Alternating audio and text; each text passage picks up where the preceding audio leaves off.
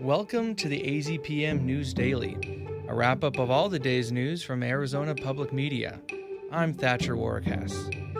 On today's podcast, researchers look at the effects of surging temperatures. So we might think of those forecasts as perfect, but it turns out they're not. A School for the Blind asks for community assistance. We'd love to, have people who are excited about this cause. An Arizona school voucher program sees some restrictions go away. Parents are still limited on what supplies and services they can purchase. That's ahead on this Wednesday, July 8th. Topping our news today, Arizona Senators Mark Kelly and Ruben Gallego are among the growing crowd of Democratic leaders encouraging candidate Graham Plattner to drop out of a contentious Senate race in Maine. It comes after a woman spoke with media outlets this week, accusing Plattner of sexually assaulting her. Plattner has denied the allegations, along with accusations of misconduct from other women that surfaced in June. Kelly called the recent sexual assault allegation deeply disturbing and called for Plattner to withdraw from the race. Gallego, who had publicly supported Plattner, rescinded his endorsement on Wednesday. Plattner says he's considering his next steps in the state Senate race, which pollsters say could determine which party controls the Senate. Planned Parenthood Arizona clinics are once again providing care for patients insured through Medicaid. Those services had been on pause since September.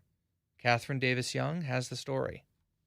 It was already illegal to use Medicaid funds to pay for abortions, but the Republican tax and spending mega bill passed last summer included a provision that also barred Medicaid reimbursements for STI checks or other types of reproductive health care performed at some abortion clinics. That provision expired this week, and Planned Parenthood Arizona CEO April Donovan says lower-income patients are already returning. I think with the influx we're seeing in phone calls right now to our offices, that those patients are coming back very quickly. Donovan says Arizona clinics did lose patients and revenue while the provision was in effect.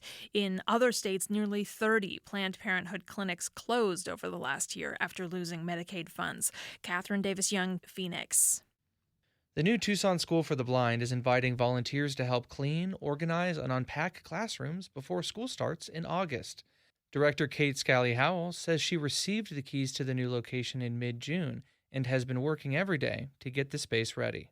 We'd love to, have people who are excited about this cause, and then also maybe people who are part of the blind and VI community would be great, because we really want to build those connections for our students so they can have peer role models as well in the community. Scally-Howell says volunteers can sign up for 2-hour shifts between 9 a.m. and 5 p.m. this Friday, July 10th, through an online registration form. The Tucson School for the Blind is located on Stone Avenue in downtown Tucson. Attorney General Chris Mays has settled with conservative school choice advocates over voucher programs' documentation requirements. Noor Hagigi reports. Parents purchasing general materials like pencils and paper through Empowerment Scholarship accounts will no longer be required to submit a written explanation of how the purchases would supplement a curriculum. The voucher program, which helps Arizona families fund alternatives to public education, will now instead require parent signatures attesting to the educational purpose of those supplies. It will also ask parents to describe which courses the materials will be used for.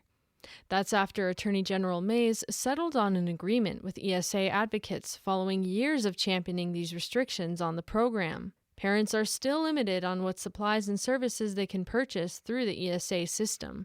Noor Hagigi, AZPM News.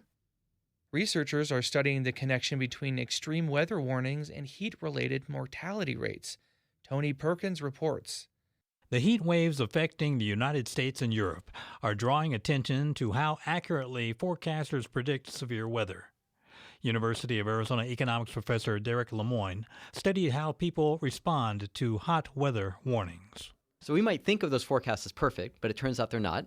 They've been getting better over time. They're about 35% or so better than they were back in 2004, 2005. Lemoyne says continued improvements in forecasting, combined with advancements in technology, could bring down the number of heat-related deaths in the coming decades. Pima County reported 117 heat-related deaths last year. Maricopa County health officials reported 430 people died from hot weather there in 2025. I'm Tony Perkins, AZPM News. Hear more on this week's Arizona Science, Friday at noon on NPR 89.1. The Coronado National Forest has added nearly 700 acres to its map, marking its largest expansion in 20 years. Angela Gervasi has more. The National Forest already spans more than 1.7 million acres, stretching across southern Arizona and southwestern New Mexico. But this week, the forest acquired 695 more acres in the Santa Catalina Mountains, southwest of Oracle. The nonprofit Trust for Public Land says it partnered with the National Forest and Pinal County to acquire that land, which includes grasslands and oak trees. The National Forest says acquiring the land will also allow the federal agency to more efficiently manage the threat of wildfires in the area. Angela Gervasi, AZPM News. And now you're caught up on the stories we've covered today at Arizona Public Media. Thanks for listening. You can subscribe to AZPM News Daily wherever you get your podcasts. I'm Thatcher Warwick-Hess, and we'll be back tomorrow.